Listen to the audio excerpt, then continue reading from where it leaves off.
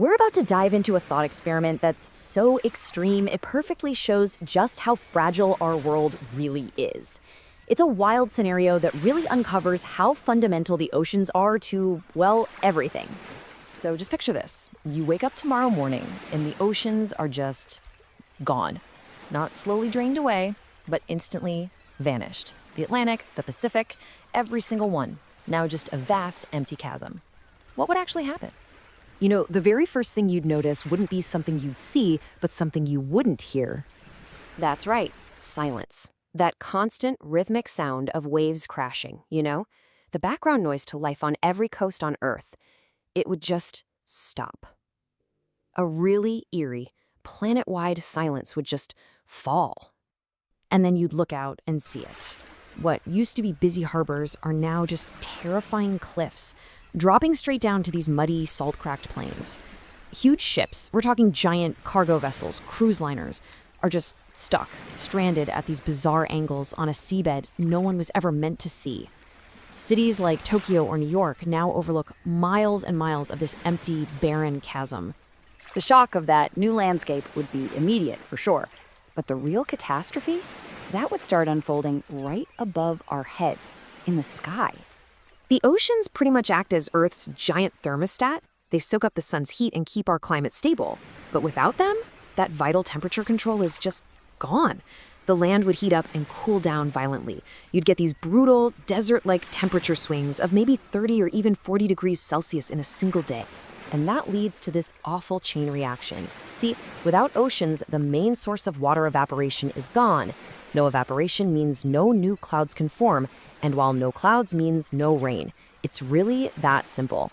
In just a few years, all the great rivers of the world, the Amazon, the Nile, the Mississippi, they'd shrink and then just disappear. So, with the planet's geography totally rewritten and its climate completely broken, the next collapse is pretty much inevitable, the collapse of life itself. We often give all the credit to the great forests for the air we breathe. And look, they are absolutely vital, but they're not the main source of our oxygen, not even close. The real powerhouse, the real MVP, is phytoplankton. These are tiny microscopic organisms in the ocean that produce more than half of all the oxygen on Earth. With the oceans gone, they disappear in an instant. The planet's main oxygen supply is just switched off. And that's just the start. Every single marine creature, from the smallest fish to the great whales, would die within hours. Their entire world vanishes. It would be, and this is no exaggeration, the single greatest die-off imaginable. And that devastation immediately jumps to land. Billions of people rely on seafood for protein. Gone.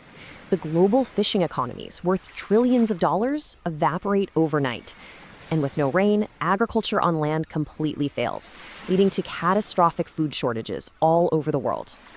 So in the aftermath of all this collapse, what's left of humanity would be living on a world that is suddenly much, much bigger and a whole lot more alien. So what's this number? 65,000 kilometers. That's the length of the mid-ocean ridge. It's a continuous chain of underwater volcanoes that snakes all the way around the globe. With the water gone, it would suddenly become the longest and most prominent mountain range on the entire planet, visible for all to see. And then there's this, 11 kilometers. That's the depth of the Mariana Trench. What was once the deepest point in the ocean is now the deepest, darkest, most terrifying canyon on the face of the Earth, plunging nearly 7 miles straight down. And you wouldn't want to go exploring down there, trust me. The exposed seabed would be a toxic landscape. The winds would kick up these continent-sized dust storms made of salt, poisoning what little fresh water is left and making the air pretty much impossible to breathe. So yeah, the long-term future for humanity looks grim. Within decades, society would be completely fractured, with mass migrations of people desperate for food and water. Over centuries, without the oceans to absorb CO2, the climate would become wildly unstable. And over millennia, the very air would get thinner as oxygen levels slowly tick down. This whole horrifying scenario really begs a question, doesn't it? Why are the oceans so central to our existence? Why are they the absolute linchpin of our world? It's because they are, quite literally, the cradle of life. Scientists believe our planet's water first arrived from volcanoes and comets billions of years ago. Gravity held it here, and that created the perfect environment, a kind of primordial soup, where complex life could get its start and eventually flourish into what we see today. So this final comparison shows the total transformation. Our home would be unrecognizable from space. The vibrant, swirling blue marble we all know and love would become a brown, scarred, dusty rock. Honestly, it would look a lot more like Mars than Earth. And that, I think, is the most important takeaway from all this. The oceans aren't just a feature on our planet. They are the very engine of our planet. They drive our climate, they generate our oxygen, and they sustain the entire web of life.